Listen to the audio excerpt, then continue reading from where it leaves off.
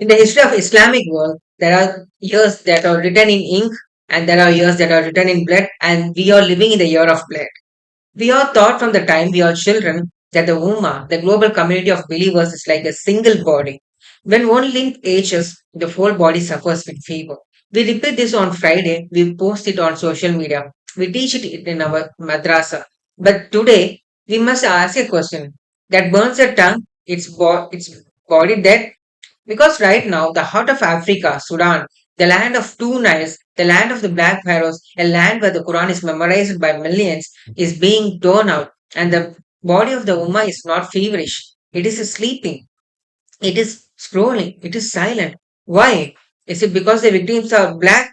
Is it because the killers pray to the same God as the victims? Or is it because the truth of this war is so ugly, so filled with the betrayal by the brotherly nations, that we are afraid to look at it, right? Today we break the silence. We are not just going to tell you a story of war. We are going to hand you the evidence of a crime committed by generals, funded by princes, and ignored by the world. This is the story of how the Nile ran red. This is the story of the betrayal. To understand why a brother kills a brother, we must go back to the father of this sin, which is Omar al-Bashir. For 30 years, Bashir ruled Sudan with a simple and poisonous logic: divide and rule.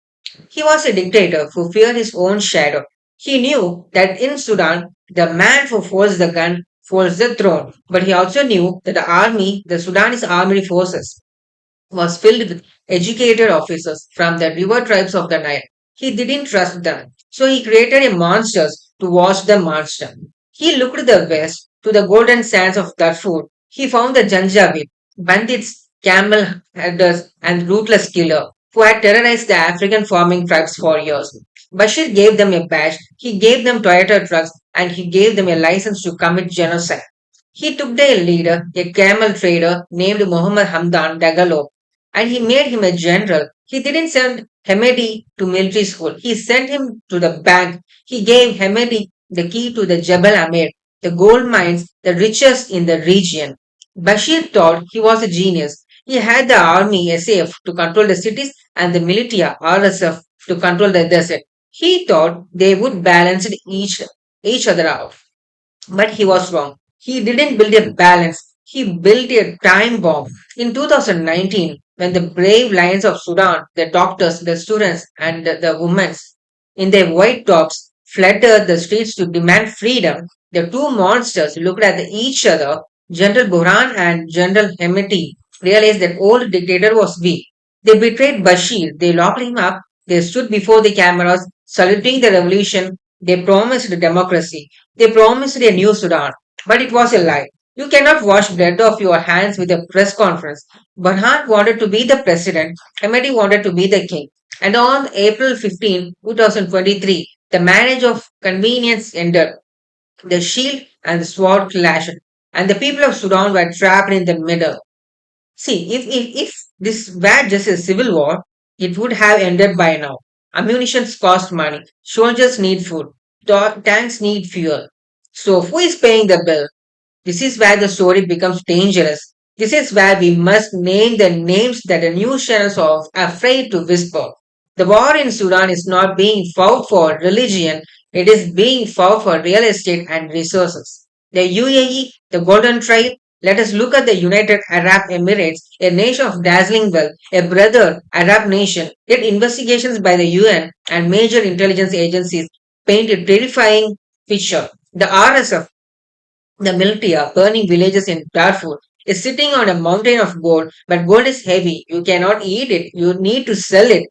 Where does the gold go? It flies to Dubai, and what comes back? Flight logs have tracked cargo planes flying from Abu Dhabi to Jaras in Chad, a tiny airport right next to the RSF border. The manifest says the humanitarian aid, but the refugees on the ground says they see the crates of weapon, thermobaric shell, and advanced technology. The accusation is clear and advanced technology.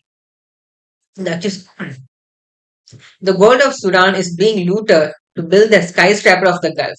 When the weapons purchased with that gold destroy the mask of Darfur, is this Uguha? Is this brotherhood?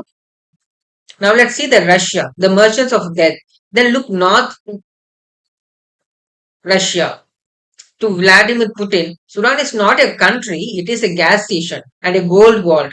The Wagner Group, now the Africa Corps, has been embedded in Sudan for years. The guard the gold mines for embedding. They provide the surface to air missile that shoot down the army's jet. In exchange, they take the gold bars back to Moscow to bypass Western sanctions. But Russia plays a double game. They also talk to the army. Why? Because they want a naval base on the Red Sea. They want to park their nuclear submarines in Port Sudan to threaten Europe.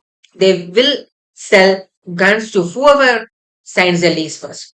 The West, we should also talk about West. When we talk about Russia, at the same time, we need to talk about America and Europe too. The West, the racism of silence.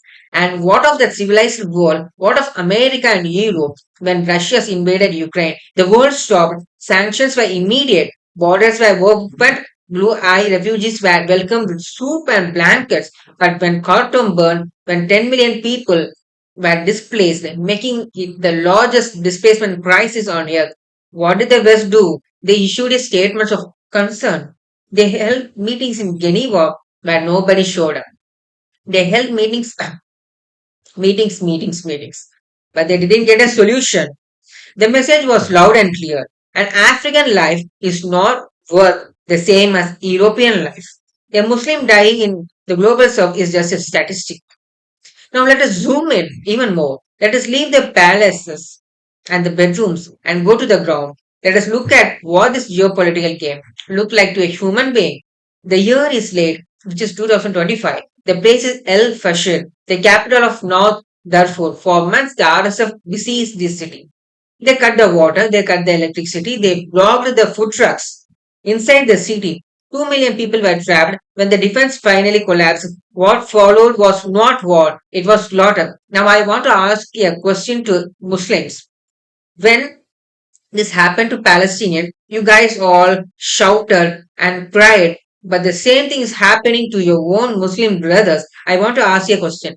When Israel attacked Palestine, it is because the Hamas attacked Israel.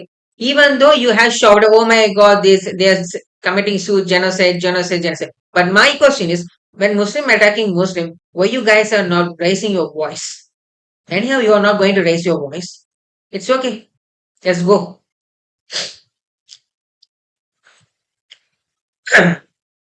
Now, where I live, yeah. Sure, let's go. See, look, there are so many survivors. They are just double tapping. The snipers would shoot a child in the street. Then they would wait. When the mother ran out, screaming to drag her child to safety, they would shoot the mother. Why? They tell of rape as a weapon.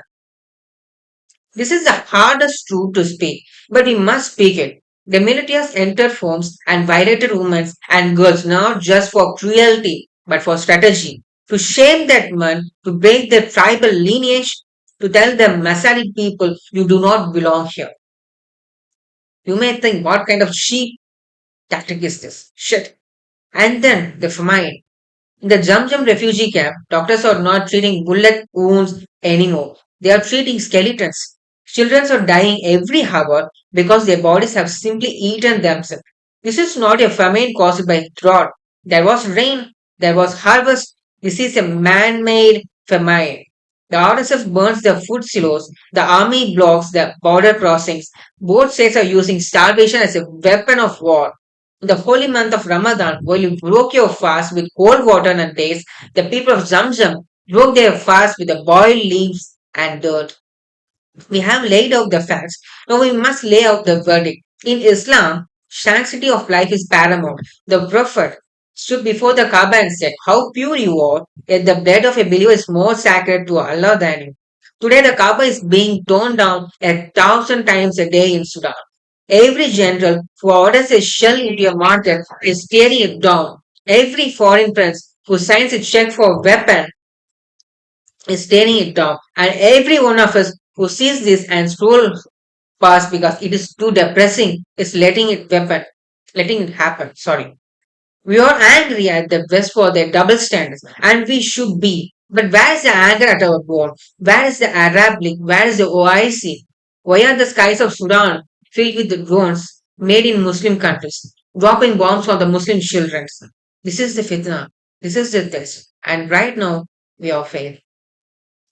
So, why did we make this video? Why did we ask you to watch for this complete video? Because you are now a witness. On the day of judgment, you cannot say, I did not know.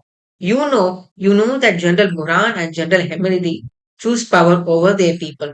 You know that the UAE and Russia choose gold over blood. You know that international community choose silence over justice. But there is one group we haven't mentioned, the heroes, emergency responses room. Young Sudanese student, your age, your background, who stayed behind. When the NGOs fled, they stayed. They built communal kitchens. They dodged snipers to deliver medicine. They are the only light in this darkness. They are the true Umrah. And now let me tell you a simple question. Your mission is very simple. Maybe the YouTube algorithm wants to hide this. You can share the story, force the world to see it, boycott the companies and the entities that profit from this war. The Nile has flowed for thousands of years.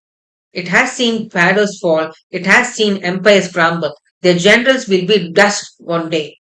But the people of Sudan, they have the water. The water never ever dies.